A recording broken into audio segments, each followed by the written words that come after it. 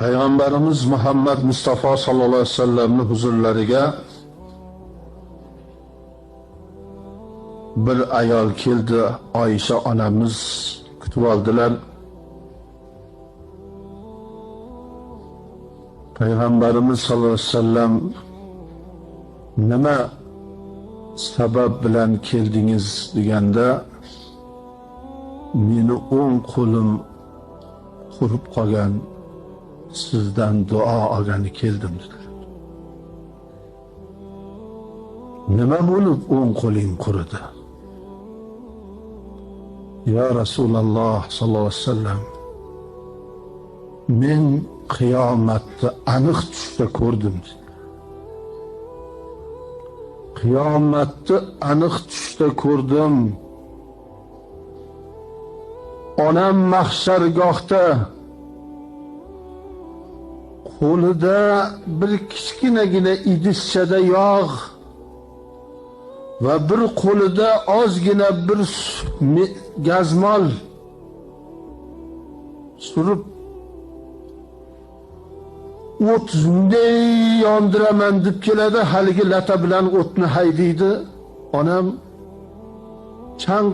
chanqadim deb haligi idishchada yog'ni bir o'xshagan narsani yalaydi. Yana o't yoqaman deb kelganda yana haligi qo'lidagi lata bilan o'tlarni urib turadi. Ey onajonim, namozxonidingiz-ku, erni rozi qilgan ayolidingiz-ku, nimaga bunday bo'lib qoldingiz? Nima u qo'lingizdagi lata bilan bu idishcha deb so'radim yig'lab deydilar. Ey qizim, bu baxillarning vodiysi. Men namoz o'qiganim bilan, otayni xizmatini qilganim bilan birovga bir-birda narsa bersam jonim chiqib ketardi. Hech kimga hech nima bermasdim va otangga ham berishga ruxsat bermay janjal ko'tarardim. Bermang hech kimga hech narsa deb. Umrim bo'yi bitta g'aribga sal ichim og'rib, ozgina mana shu idishchada yog' beruvdim. Qizini sal ochilib qolgan ekan joylari, mana shu latani beruvdim to'simasin deb. Umrim bo'yi shu ikkita narsani berganman. O'tdan shu lata saqlab turibdi, chanqoqlikdan mana shu narsani yalab turibman dedi onasi. Dadam qaytdi. Otang ana jannat darvozasi oldida Havzi Kavsarga suv ichgani kelganlarga suv olib beryapti. Dadang saxovatli odam edi, qo'li ochiq edi. Nima topsa yarmini bo'lardi, odamlarga berardi, sadaqat qilardi. U saxiylar vodiysida suvni tepasida turibdi, quduqni tepasida, buloqni tepasida.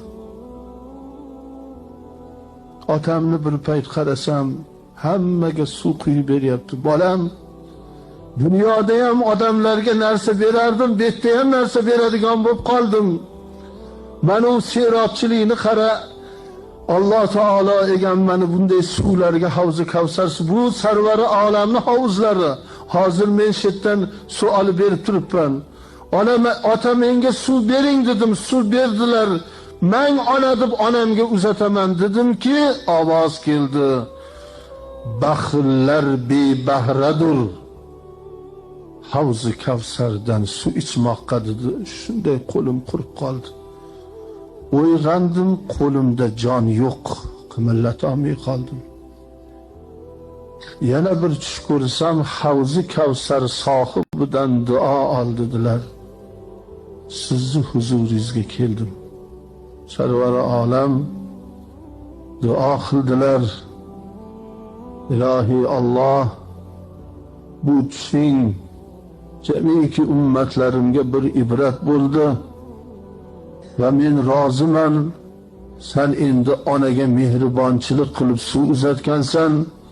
Alloh taolo qo'lingga shifo bersin deb duo qilganda qo'li yaxshi bo'lib ketdi.